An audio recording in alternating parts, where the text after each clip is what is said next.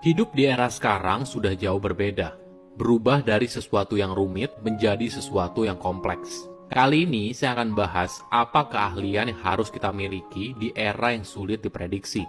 Ini merupakan rangkuman dari video TED Talk Margaret Havernan yang berjudul The Human Skills We Need in an Unpredictable World dan diolah dari berbagai sumber. Di era sekarang, kita boleh dibilang semakin bergantung dengan teknologi. Hal ini sebenarnya tidak salah juga. Teknologi membantu manusia di banyak aspek kehidupan. Namun sayangnya, ketergantungan kita pada teknologi justru membuat kita kehilangan keahlian yang menjadikan kita manusia. Kemampuan imajinasi, rendah hati, dan keberanian untuk menyelesaikan masalah dalam kondisi yang sulit diprediksi. Pada dasarnya, teknologi hanya mampu bekerja dengan baik dalam dunia yang konstan, dapat diprediksi dan stabil. Namun realitanya tidak begitu. Hidup manusia boleh dibilang tidak seperti garis lurus, naik turun seperti gunung, dan banyak hal tidak terduga di sepanjang perjalanan. Nah, disinilah kita butuh keahlian kita sebagai manusia untuk berani menciptakan masa depan yang kita inginkan. Di era sekarang, perusahaan pasti berlomba-lomba untuk melakukan efisiensi. Kata ini boleh dibilang menjadi kredo dalam menjalankan sebuah bisnis. Tidak aneh apabila perusahaan lalu mulai menggunakan teknologi. Misalnya, sebuah teknologi yang menentukan siapa mengerjakan apa dan berapa lama di sebuah supermarket. Efisien kan? Tentu saja. Tapi kenyataannya tidak seperti itu. Teknologi tidak tahu ketika suatu kejadian anomali muncul. Misalnya ada anak kecil yang menabrak pajangan dan jatuh semua ke lantai. Atau pesanan sosis tiba-tiba naik tinggi karena siswa yang sekolah di dekat itu diminta untuk membeli sosis untuk makan siangnya besok. Ini yang kadang luput diperhatikan.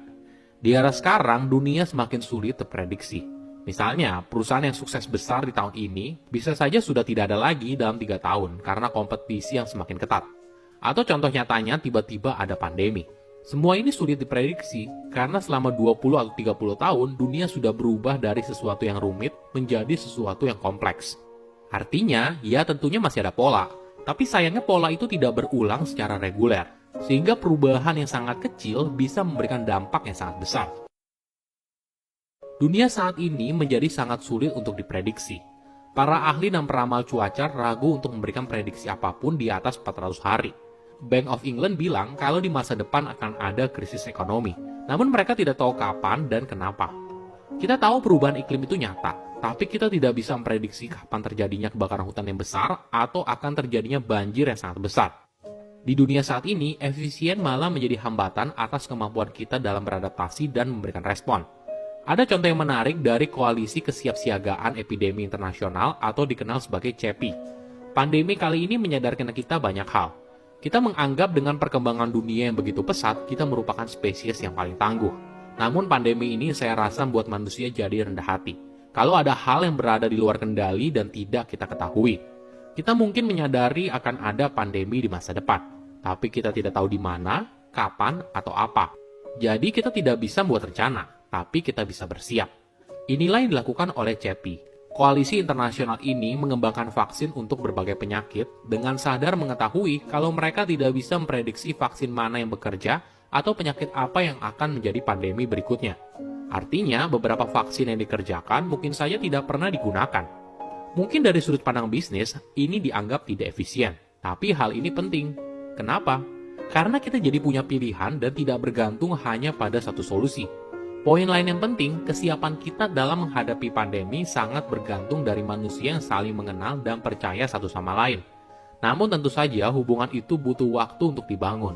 Jangan sampai ketika pandemi tiba, semua orang tidak siap dan para ilmuwan tidak saling kenal, sehingga mereka kesulitan untuk bekerja sama dalam menemukan solusi terbaik. Jadi, CEPI tidak hanya berfungsi untuk menciptakan vaksin, tapi juga membangun hubungan, pertemanan, dan aliansi yang mungkin saja beberapa hasilnya tidak digunakan di masa depan.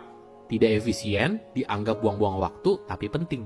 Pola pikir yang sama juga kita bisa lihat di industri perbankan. Di zaman dulu, bank terbiasa hanya memiliki cadangan modal yang lebih kecil daripada yang dipersyaratkan saat ini. Kenapa? Jika bank terlalu efisien, artinya mereka berusaha sebisa mungkin memegang cadangan uang sekecil mungkin. Tapi di sisi lain, hal ini membuat bank jadi rentan ketika terjadi krisis ekonomi. Nah, sekarang memiliki cadangan uang lebih banyak mungkin terlihat tidak efisien, tapi penting untuk melindungi sistem ekonomi dari kejutan di masa depan. Bagaimana jika kamu terjebak dalam sebuah sistem yang keras kepala? Sistem yang mengagung-agungkan efisiensi di atas segalanya. Mulailah dengan sebuah eksperimen. Di Belanda, jasa perawat yang datang ke rumah seringkali dijalankan seperti sebuah sistem di supermarket. Misalnya sebuah pekerjaan yang waktunya sudah terstandarisasi dan dijadwalkan dari menit ke menit. 9 menit di hari Senin, 7 menit di hari Rabu, dan sebagainya. Perawat tentunya tidak menyukai sistem ini. Hingga salah satu dari mereka bernama Jos de Blok menawarkan sebuah eksperimen. Karena setiap pasien itu berbeda dan kita tidak tahu 100% apa yang mereka butuhkan, bagaimana bila kita berikan keputusan itu kepada perawat yang sedang bekerja? Tentunya ide ini terlihat sembrono. Namun hasil berkata lain.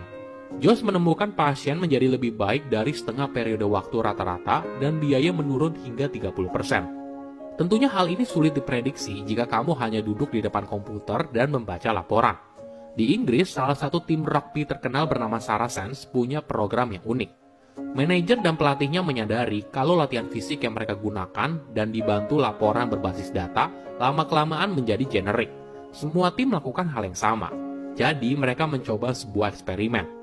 Mereka lalu membawa satu tim untuk outing, bahkan di musim bertanding untuk bermain ski dan melihat proyek sosial di Chicago. Tentunya proyek ini mahal, menghabiskan waktu, belum lagi ada risiko cedera ketika bermain ski. Tapi hasilnya justru menarik. Para anggota tim kembali pulang dengan ikatan loyalitas dan solidaritas yang baru. Ketika mereka sedang bertanding dan berada di bawah tekanan yang luar biasa, mereka masih bisa menunjukkan kepercayaan yang tinggi di antara anggota tim. Lawan mereka pun terkejut melihat perubahan tersebut, tapi belum punya keberanian untuk melakukan hal yang sama karena dianggap tidak efisien. Teknologi tentunya banyak memberikan dampak positif bagi hidup manusia. Namun terlalu tergantung pada teknologi membuat kita tumpul dalam memahami dunia yang kompleks.